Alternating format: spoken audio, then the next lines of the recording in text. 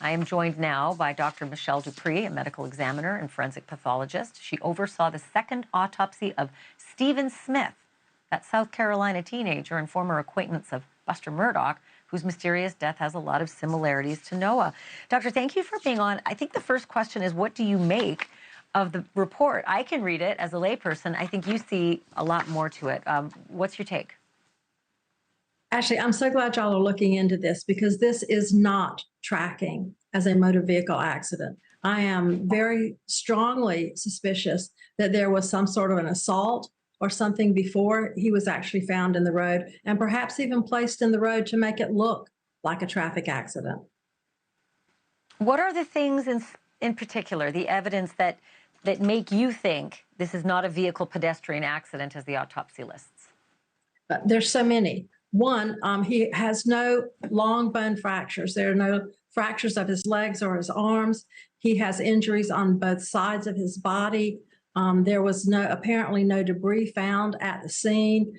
He also has rib fractures in his back. Typically, when we find fractures of the ribs, they're front or their side, but from the back means that he was hit by something from the back. But yet he also has injuries on the front of his head.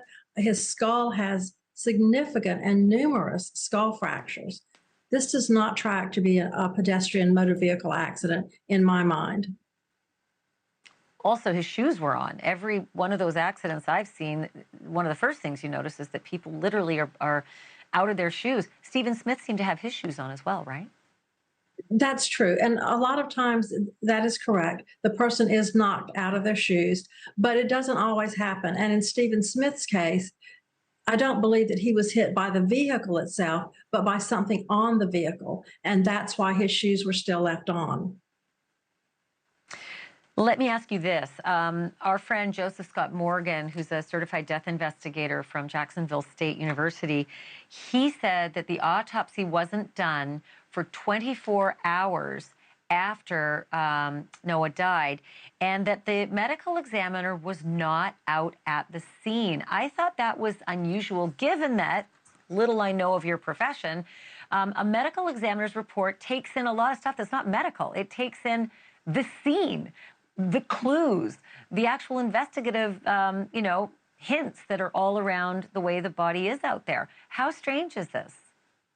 Well, it actually depends on the jurisdiction. In some jurisdictions, medical examiners do go out to the scene. In others, they don't, and they have death investigators that'll go out to the scene. But we absolutely need that police report to get the totality of what happened to this young man.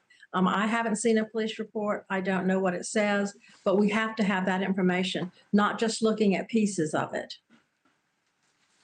Michelle Dupre, Dr. Dupre, thank you so much for your wisdom. I'm going to call on you again because I know you know what you're talking about, and I'm appreciative of your time. Thank you.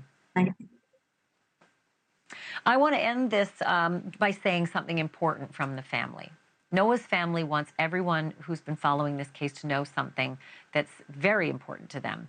Noah did not have drugs in his system when he died. If you don't believe me, you can view that part of his autopsy online. We have it at newsnationnow.com. You can also download our app, and you'll get all the information from the past as well.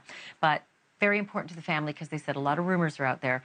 Noah did not have drugs in his system in that autopsy. Thank you for watching. Go to newsnationnow.com to find NewsNation on your television provider. And don't forget to click the red subscribe button below to get more of NewsNation's fact-driven, unbiased coverage.